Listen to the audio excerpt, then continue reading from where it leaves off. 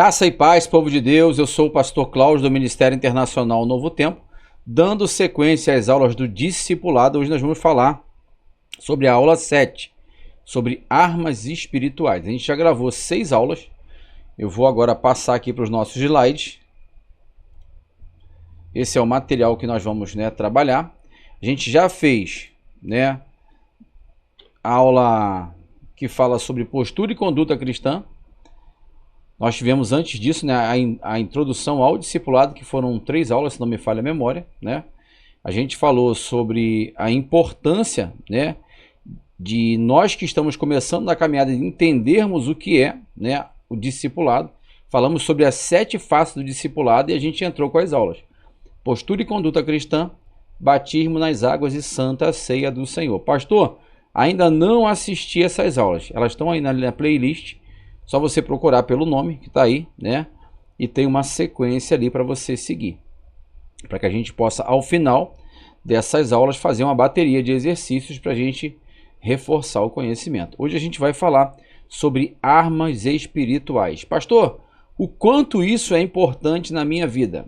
Muito importante. Essa aula de hoje, ela é tão importante quanto as outras, mas essa é a que vai te dar sustentação na caminhada enquanto cristão. Porque a Bíblia diz que muitas são as aflições de um justo, mas também diz que o Senhor livra de todas. Então, aquele que serve a Deus, ele vai passar por aflições. E tendo essa consciência de que se estivermos em Deus, como diz o livro de João, se andarmos na luz como ele na luz está, nós temos comunhão uns com os outros e o sangue de Jesus Cristo, seu Filho, nos purifica de todo o pecado. E sendo purificado do pecado, nós conseguimos vencer as batalhas. Então, por isso que é tão importante entender a importância e o significado das armas espirituais. A gente vai falar muito sobre isso hoje. E vamos começar aqui. Eu coloquei o texto de Jeremias 1,19, que diz assim: e pelejarão contra ti, mas não prevalecerão contra ti, porque eu sou contigo, diz o Senhor, para te livrar. Aí você vê a importância de o homem e a mulher entender o seu lugar, entender o seu chamado e a postura que a gente já falou lá na primeira aula, postura e conduta cristã. A postura que nós temos que tomar frente à vida, frente às adversidades da vida. E de acordo com a postura que tomamos, o Senhor é conosco, porque se a gente escolher deliberadamente sair dos caminhos do Senhor, eles vão pelejar contra nós e vão prevalecer. Mas se nós escolhermos andar na luz, como eu já disse no versículo anterior, como Jesus está na luz, nós vamos ser alcançados pela sua graça e a sua misericórdia e teremos livramento do Senhor. Se você conhece um pouco da Bíblia, você vai ver que quando Moisés morre, quem assume a liderança do povo é Josué. E a primeira coisa que Deus faz é dizer: Josué, Moisés, meu servo, é morto. E agora, Josué, eu vou falar com você. Tudo que Moisés te ensinou, faz. Não se desvia nem para a direita nem para a esquerda, mas faz tudo conforme a lei que ele te ensinou. Assim como eu fui com Moisés, eu serei contigo. Ou seja, assim como Moisés respeitou a minha lei e seguiu a minha lei, e eu fui com Moisés, se você respeitar e seguir a minha lei, eu também serei contigo. Não te deixarei e nem te desampararei. Então somente esforça-te e tem bom ânimo. Então você vê Deus dando instruções a Josué para liderar o povo através da obediência à sua palavra. E isso também se aplica a mim e se aplica a você. Então a gente começa aqui com esse texto bacana de Jeremias 1,19. Importante você ler nessas referências que eu estou passando aqui para o teu crescimento. Vamos trocar aqui de slide. Vamos lá. Essa aqui é a passagem que eu citei, de Josué, capítulo 1. Mas vamos ler o que está escrito aqui, para a gente poder embasar as palavras. Ninguém se susterá diante de ti todos os dias da tua vida. Olha o que ele está falando para Josué. Assim como eu fui com Moisés, serei contigo. Não te deixarei, nem te desampararei. Esforça-te e tem bom ânimo, porque tu farás a este povo herdar a terra que jurei a seus pais lhes daria. Então somente esforça-te e tem muito bom ânimo, para teres o cuidado de fazer conforme toda a lei que meu servo Moisés te ordenou. Dela não te desvies nem para a direita, nem para a esquerda, para que prudentemente te conduzas por onde quer que andares. Não se aparte da tua boca o livro desta lei, antes medita nele de dia e de noite, para que tenhas cuidado de fazer conforme tudo quanto nele está escrito. Porque então farás prosperar o teu caminho e então prudentemente te conduzirás. Não te mandei eu? Esforça-te e tem bom ânimo. Não pasmes nem te espantes, porque o Senhor, o teu Deus, é contigo por onde quer que andares. Aí você vê aqui o princípio da obediência. A gente já falou sobre isso lá na aula de postura e conduta cristã, quando eu citei, se não me falha a memória, o Salmo 1, que o salmista diz: bem-aventurado o varão que não anda segundo o conselho de ímpios, não se detém no caminho de pecadores e não se assenta na roda de escarnecedores. Mas antes seu prazer está onde? Nesse mesmo referencial que Deus deu aqui para Josué. Antes o seu prazer está na lei do Senhor e nessa lei medita de dia e de noite. É a mesma coisa que está escrito aqui, que a gente acabou de ler agora. Está escrito aí, nesse material. Então eu estou lendo aqui nesse monitor, você está lendo aqui, né? Está aqui nessa direção aqui. Você está lendo aqui, ó. No finalzinho está dizendo, ó: antes medita nele dia e noite, para que tenhas cuidado de fazer conforme tudo quanto nele está escrito. Isso é o princípio da obediência, o princípio do serviço, o princípio do servo. A função do servo é obedecer o seu senhor e fazer tudo aquilo que o seu senhor o manda. Esse é o princípio do serviço. Esse é o princípio do servo. Então é muito importante a gente já ir familiarizando com esses termos. Por quê? Porque a gente vai falar sobre isso na sequência. A gente está falando de armas espirituais, de batalha espiritual. E não existe batalha espiritual que o homem possa vencer sendo desobediente a Deus. Não existe. Ele vai perder todas. Então a gente tem que aprender que o princípio é a obediência. Se você conhece um pouquinho a história de Saul, Saul foi um rei levantado por Deus para dirigir a nação de Israel. Existiu ali, né, em um determinado tempo da nação, em que eles queriam, assim como outras nações já tinham, um governante, uma liderança. Deus não queria isso para eles, mas eles queriam e começaram a apertar Samuel. Samuel tentou colocar os dois filhos para liderar o povo, mas o povo não quis. O povo não aceitou a liderança dos filhos de Samuel. E Samuel chega para Deus e fala: Senhor, o povo não quer a minha liderança, o povo me rejeitou. E aí Deus diz para Samuel: Samuel, calma, não foi a você que rejeitaram, mas foi a mim, a rejeição é a mim. Porque se eu levanto homens e mulheres e coloco, e eles não querem, e eles querem um rei, então vai ser assim, eles vão ser subjugados por um rei. E aí quando levanta Saul para ser rei, porque tem gente que fala assim: ah, pastor, quem escolheu Saul foi o povo. Errado. Errado. Tanto Saul quanto Davi foram escolhas de Deus. O próprio Deus escolheu os dois. Ponto. A teologia não discute isso. Isso aí, quem fala isso é essas pessoas que falam jargões, né? Ficam contando jargões de internet, igual quando eles falam que Elias foi levado numa carruagem de fogo. Não tem carruagem de fogo, nunca teve. O que existe no texto é que Elias é levado num redemoinho. E a capa de Elias cai e Eliseu pega a capa. Então você vê uma série de invenções que eles fazem dentro do texto bíblico e por isso que é tão importante a gente ter o conhecimento. Então esse Saul, que foi ungido para ser rei de Israel, Deus o rejeita. O rejeitou por quê, pastor? Porque foi desobediente. E o final de Saul foi terrível, porque quando você está fora do centro da vontade do querer de Deus, os inimigos se levantam contra você e prevalecem. Por quê? Porque você não tem defesa. O inimigo sabe onde me ataca, sabe onde ataca você. Por isso que a gente tem que ter em Deus, né, como diz o salmista: Tu és o meu refúgio e a minha fortaleza, socorro bem presente na hora da angústia. Por quê? Porque eu em ti me refugio, eu em ti me escondo. Salmo 91, aquele que habita no esconderijo do Altíssimo, à sombra do Onipotente descansará. Quando nós nos escondemos em Deus, o inimigo não nos acha. Por isso que você vai ler o texto e dizer assim, ó, aquele que é de Deus, o maligno não lhe toca. Por quê? Porque não acha.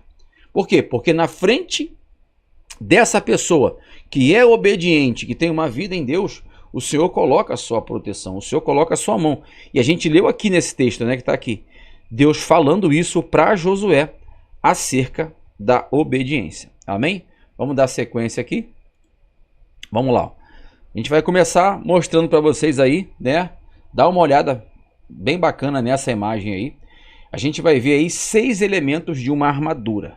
Aquilo ali é um soldado, né? Da época de Roma. Quando você tem a escritura de Efésios capítulo 6, que fala sobre as armaduras de Deus, né? Você vê Paulo citando esses itens da armadura. Ele vai citar o cinturão da verdade, a couraça da justiça, a sandália da preparação do evangelho, vai citar o capacete da salvação, o escudo da fé e a espada do Espírito. Ele vai citar esses 6 itens. Então você viu ali que isso tudo, esse conjunto todo faz parte de uma armadura que o soldado usa para atacar e para se defender. Então você vê aqui que é completa, a indumentária é completa. E a Bíblia vai dizer lá em Efésios 6, assim, ó, revestivos de toda a armadura de Deus, para que possais resistir no dia mau, e havendo feito tudo, ficar firme. Ou seja, toda a armadura o soldado tem que estar revestido, porque se tiver brecha, irmão, já era. Vamos passar aqui. Ó, vamos falar um pouco sobre cada parte da armadura. Item número 1 da armadura de Deus. Cingir-se com a verdade. Efésios 6,14a nos diz: estáis, pois, firmes, cingindo-vos com a verdade. Os soldados eram cingidos com um cinto que serve como suporte para a espada. Propositalmente, isso aqui, eu tinha feito esse slide aqui, e eu tinha colocado isso aqui para falar no final, mas nesse aqui eu coloquei como o primeiro item, porque é o que vem lá no texto, né? Ele é usado para segurar as calças. Olha, presta bem atenção, né? A verdade é feita para segurar as calças.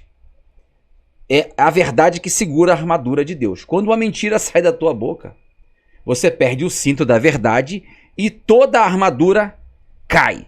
E você fica nu diante do inimigo. Não existe para o cristão mentirinha.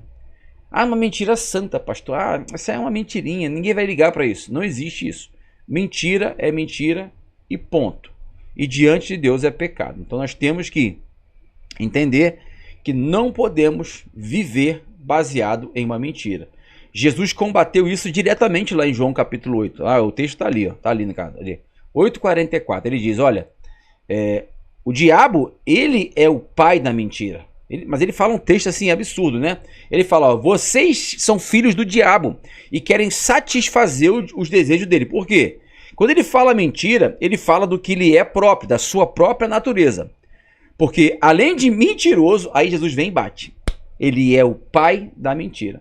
Então nós não servimos a um Deus que mente. Nós servimos a um Deus que fala a verdade. Então a mentira não pertence a mim, que sou filho de Deus. Porque o diabo é o pai da mentira. Logo, quem mente é filho do diabo. Então eu e você, nós não podemos mentir. Não podemos ter uma vida de fachada de mentira. A gente não pode viver em engano e nem mentir. E esse texto aí de Tiago 1,22, se você for ler, ele vai dizer assim, ó, sede praticantes da palavra e não somente ouvintes, enganando-vos a vós mesmo. Ou seja, eu tenho que praticar aquilo que eu tenho aprendido. Porque se eu for só um ouvinte, eu estou me enganando. Não, eu tenho que ser praticante da palavra. Então aqui é uma deixa direta, né, sobre o cinturão da verdade, que faz parte da armadura e sustenta toda a armadura, né? Vamos aqui para o próximo. Aliás, nós estamos nesse aí, né? A verdade é a primeira defesa da armadura de Deus. A verdade é a palavra de Deus. O número de cinturões variava de 1 a 3. Essa quantidade tinha como objetivo, né, proteger e também servir de apoio para a espada, que também representa a palavra de Deus, como veremos a seguir. O cinto da verdade garantia a defesa do quadril e protegia dos golpes baixos. O maior golpe baixo do inimigo é a mentira. A verdade e a mentira são opostas. Deus é a verdade e o inimigo é a mentira. O significado da palavra cingir é cobrir-se. No entanto, existe um significado ainda mais profundo: incluir em nosso interior. Cingir-nos, né, significa mais que nos cobrir com a verdade, deixando de dizer mentiras. Cingir-nos significa viver a verdade, deixando-a fazer parte de nosso ser, incluindo-a em nosso interior. A palavra como cinto bem preso ao corpo do soldado representa que devemos ter um relacionamento íntimo com as escrituras da Bíblia, que é a palavra de Deus, né? Isso significa ter as palavras de Deus bem perto na nossa boca e no nosso coração. E é importante vocês lerem essa referência aí de Deuteronômio 30:14. Você consegue perceber a importância da palavra em seu viver? Tenha contato com a palavra, encha-se de espírito e vida. Jesus, quando vai falar de si mesmo, lá em João 14, ele está dizendo assim, ó, eu vou para o meu Pai e vocês sabem o caminho. E aí os discípulos disseram assim, não, nós não sabemos o caminho. Nós não sabemos. Que caminho que o Senhor vai? E aí Jesus fala, cara, vocês estão comigo esse tempo todo e vocês não sabem o caminho. Eu sou o caminho, a verdade e a vida. Ou seja, caminho, verdade e vida. Eu sou. Lá na oração do Getsemane, lá em João 17, eu acho que é 17. Jesus vai orar e diz o seguinte, Pai, santifica-os na verdade. A tua palavra é a verdade. Então Jesus está afirmando que o Pai é a verdade. E ele está dizendo para mim e para você, eu sou o caminho e a verdade. E o próprio livro de João, capítulo 17, versículo 30, se não me engano, ele vai dizer, eu e o Pai somos um. Eu e o Pai formamos um, né? Numa unidade em relação a ser verdade. Eu sou a verdade e o Pai é a verdade. Eu e o Pai somos um. Por isso que a gente tem que ter esse entendimento bem selado na nossa mente, né? Para que a gente não seja enganado. Vamos passar aqui para o próximo. A gente já está aí com 17 minutos de vídeo, né? Vamos lá. O item 2 da armadura. A gente vê ali na foto, né? É a parte da couraça da justiça. Vestir-se da couraça da justiça. Trava-língua isso aqui, né? No versículo 14, parte B, nos diz, e vestindo-vos da couraça da justiça. A couraça era feita de metal ou couro, era colocada sobre peito e abdômen para proteger o coração e outros órgãos vitais do soldado. Olha isso, hein? Essa couraça da justiça, ela era colocada aqui para proteger a parte do coração e dos órgãos vitais do abdômen, né? Para que a gente não sofresse ataques ali. Um dos órgãos que o inimigo mais ataca é o nosso coração. Por isso precisamos guardá-lo, porque dele procedem as fontes da vida. Provérbios 4, versículo 3.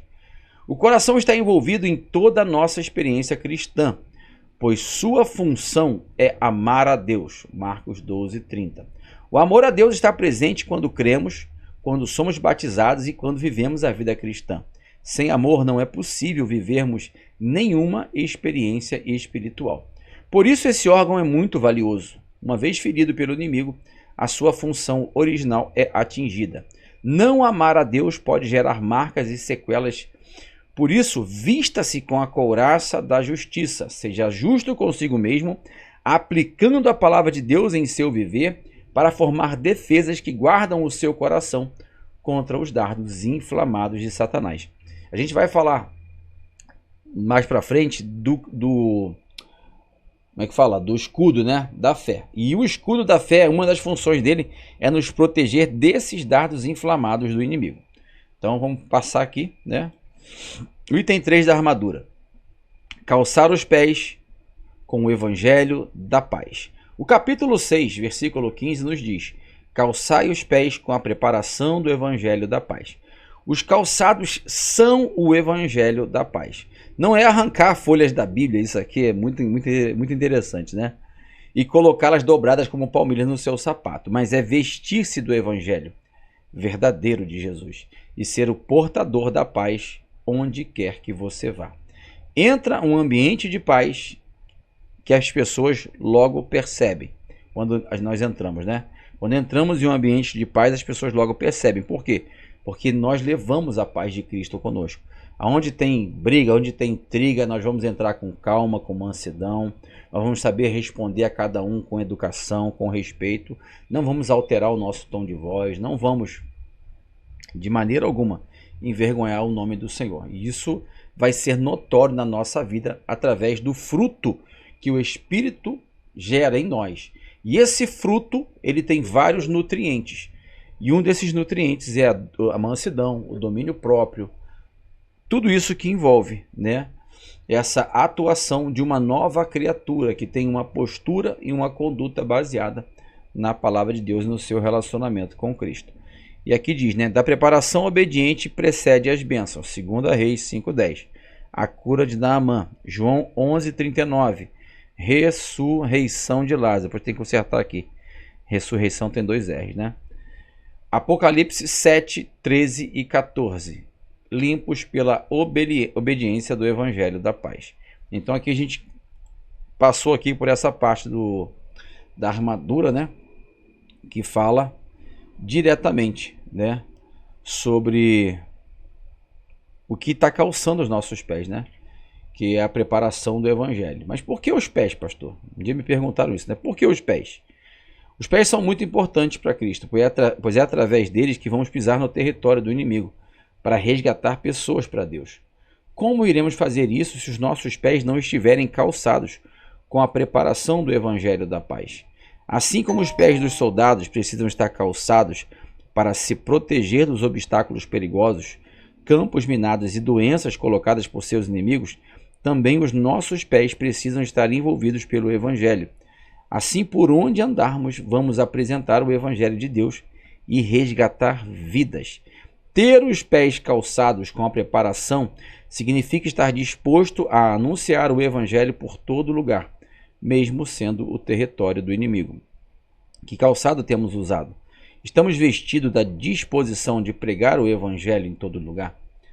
Quando a gente começa na fé e a gente começa a estudar a teologia e a Bíblia, a gente vê que os primeiros cristãos que vieram antes de nós, a igreja do primeiro século, do segundo século, terceiro, quarto, essa igreja era uma igreja extremamente pregadora do Evangelho. Era uma igreja que ia para a rua. Porque o termo que a gente conhece hoje como igreja, que a gente fala assim, eu vou à igreja, né? Eu vou à igreja domingo, vou à igreja quarta-feira. Esse termo que a gente conhece como igreja, eles nunca deram a esse local, né, que a gente se encontra, a esse local eles nunca deram o nome de igreja. A igreja são as pessoas que se reúnem para pregar o Evangelho. Isso é a igreja. Aquele local lá, aquilo é o nome que a gente dá de templo. Aquilo é o templo, é o lugar que a gente vai levar o sacrifício. Mas a igreja, conceito de igreja não existe no Antigo Testamento, só existe no Novo. E esse conceito de igreja vem de uma palavra no grego chamada eclésia, ou eclesia, né? Ela vem dessa palavra chamada chamados para fora. Então, todo cristão era um evangelista. Todo cristão era um pregador da palavra. Se perdeu isso durante os séculos, se perdeu isso na caminhada, né?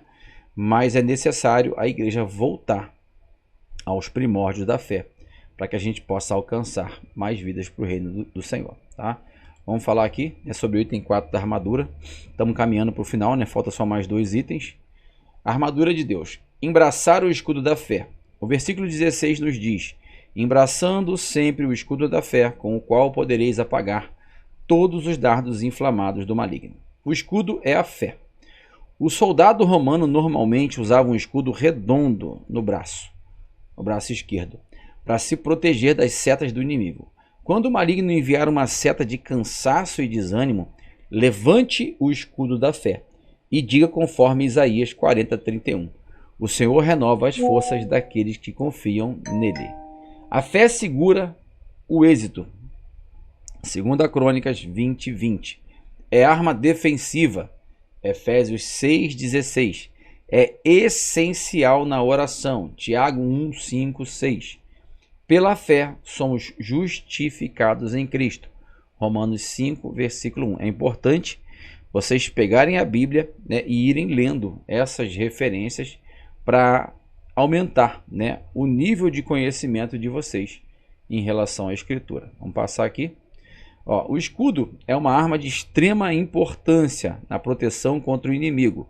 O escudo mencionado nessa passagem é semelhante ao da imagem. Era um escudo grande que protegia a maior parte do corpo.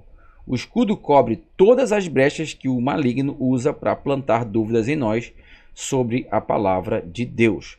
A dúvida, uma vez plantada em nosso coração, faz com que o inimigo encontre vários meios de nos fazer desanimar e completar sua ação, nos derrotando. Mas se sustentarmos o escudo da fé com nossos braços por meio da oração, então fecharemos todas as brechas e dissiparemos os dardos inflamados do maligno. Pastor, a gente tem aí, né, as armaduras, a gente está vendo essas armaduras, né? Eu vou chegar já no próximo item aqui, no quinto item, mas eu vou falar algo, né? De tempo em tempo, esse soldado ele tem que trocar essa armadura. Por quê? Porque conforme ele vai avançando e vai enfrentando inimigos mais fortes, a armadura também precisa ser fortalecida. Por quê? Porque os ataques do inimigo já começam, né, a mudar a estratégia. Então a gente está falando aqui de uma armadura que vai sofrer, né, muitos embates durante a sua vida e de tempos em tempos tem que ser renovada. E aí nós vamos no decorrer agora falar como nós vamos trocar essa armadura de tempo em tempo. Vamos aqui. O item 5 da armadura, tá? Tomar o capacete da salvação. No versículo 17, parte A, vemos: tomai também o capacete da salvação. O capacete é a salvação. Para proteger a sua mente, lembre-se, o ataque do diabo é sobre a mente, pois ali está o seu poder de decisão. É aí que entra tudo, né? O desânimo, a tristeza, abatimento, entra tudo aí. Ah, pastor, mas é no coração. Coração é um órgão. Coração é um órgão vital que tem funções no nosso corpo, mas é aqui, na nossa mente, que está o nosso poder intelectual. Então é aqui que nós somos atacados, é aqui que nos faz desistir, é aqui que nos faz olhar para trás, é aqui que nos faz fraquejar. Então por isso que a salvação está aqui, ó, protegendo justamente a nossa cabeça.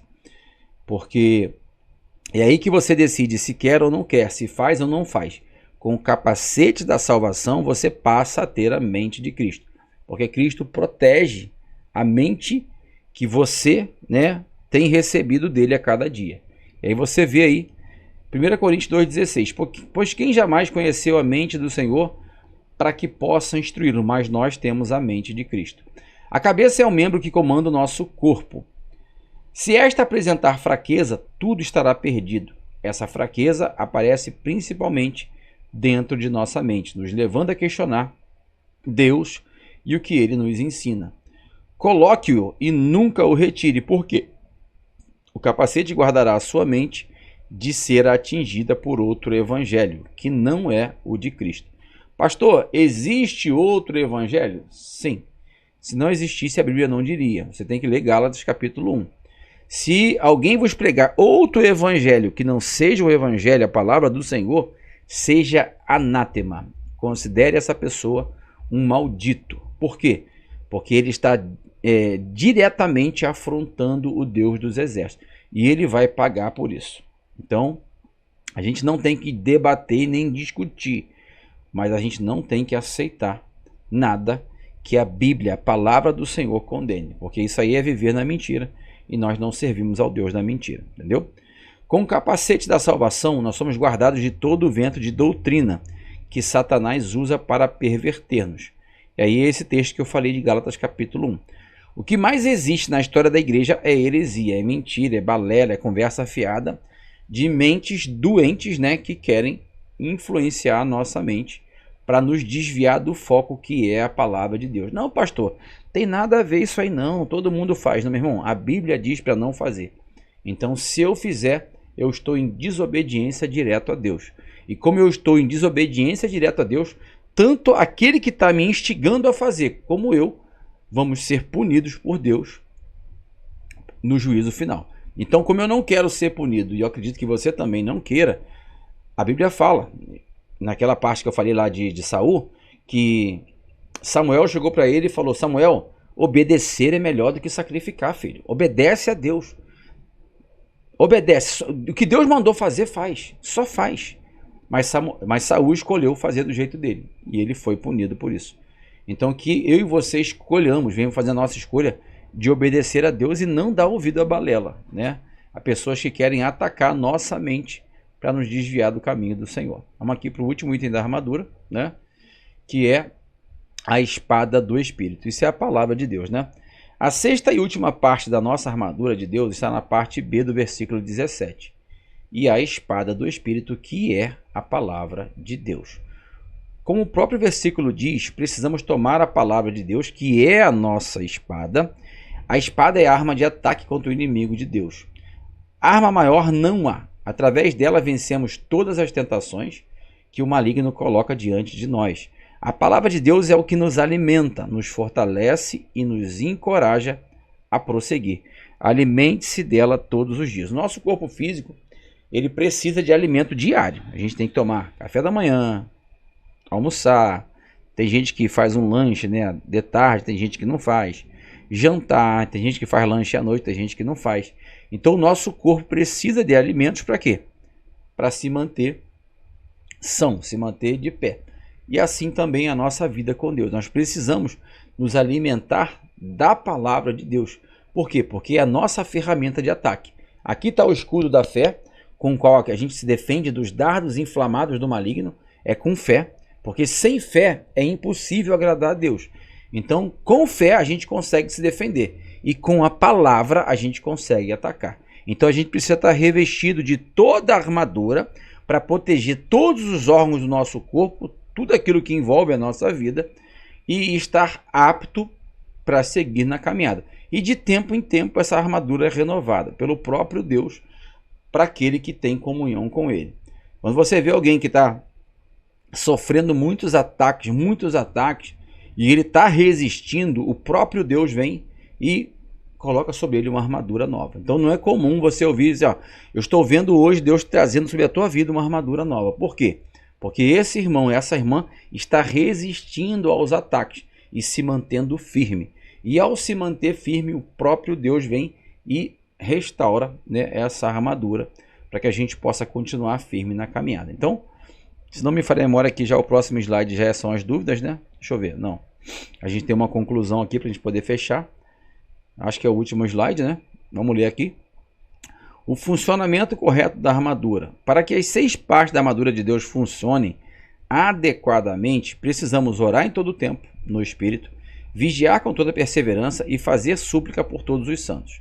A oração é a chave. A gente vai falar sobre isso, se não me falha, é a próxima aula, que é oração, jejum e adoração. A gente vai falar sobre isso. Para que você abra o armário em que está guardada a armadura de Deus. E a oração também é o lubrificante que você precisa para o bom funcionamento dela. Ou seja, a oração, ela é a chave e a ferramenta de manutenção dessa armadura. Você não pode parar de orar. Porque parar de orar é parar de comunicar com o seu comandante, com o seu capitão. Você parou de ouvir as instruções, parou de falar com o seu comando. Então você agora está perdido, você não sabe para onde vai. Por quê?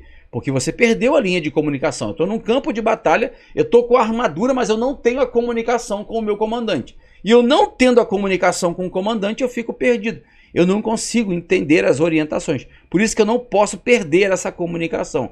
E a comunicação do servo com o seu Senhor é através da oração. Quando você orar, esse armário será aberto e a armadura que Deus preparou poderá ser usada. Ore sem cessar. Mantenha a comunhão com Deus. Ele revelará a você cada golpe e cada ação que deverá dar contra o inimigo e vencer. Use a sua armadura todos os dias. Acho que aqui a gente fechou, né? A gente finalizou essa aula, essa ministração. Ela é muito importante, tá? Para vocês que estão começando na caminhada, pastor, mas as aulas são cansativas, são pesadas. Vocês estão começando agora, né? Eu já estou nesse negócio há 32 anos. Então, que para vocês vai ser cansativo e desgastante, para a gente que já está nesse negócio há muitos anos é um prazer, é prazeroso. Então, as próximas aulas, assiste, dá uma pausa, bebe uma água, vai no banheiro, dá aquela esticada. Pastor, estou com dúvida. Papel e caneta. Papel e caneta no grupo do Zap. O pessoal que está comigo no Zap lá, manda mensagem lá, pastor, tô com... não estou no Zap, pastor, manda aqui no YouTube mesmo, manda no YouTube, que assim que eu parar para mexer no YouTube, eu vou lá e te respondo lá, entendeu? Por quê? Porque é importante não ter dúvida. A gente já está na 4ª aula direta, a gente falou postura e conduta cristã, a gente falou sobre batismo nas águas, Santa Ceia do Senhor e agora falamos sobre armas espirituais. Então a gente está numa vertente, numa direção muito boa. Eu não estou falando nenhum termo técnico, nenhum termo teológico, porque para não confundir vocês que estão começando agora. Mas é importante pelo menos lerem as referências para o crescimento de vocês, tá bom? Deus abençoe vocês aí. Dá faltando mais 2 aulas para a gente finalizar essa parte do discipulado. Bons estudos e até a próxima.